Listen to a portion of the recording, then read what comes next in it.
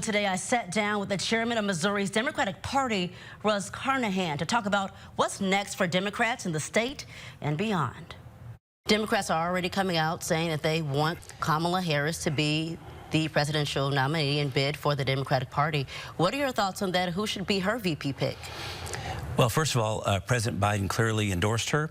There's a process at our convention in August in Chicago, and Vice President Harris came out shortly after the President Biden's statement today and said she wanted to earn and win that nomination. So I don't think she takes anything for granted, that she's been there with the president as VP. And has a long career of public service. And so I think there'll be a process there for her to be to take the helm of the ticket, but also look at some other VP choices myself.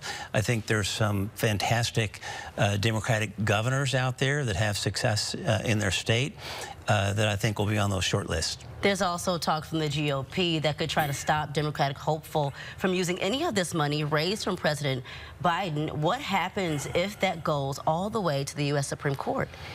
Again, I think we're going to hear a lot of silliness from the Republicans about this. Clearly, the VP can step up and do this with the president stepping down.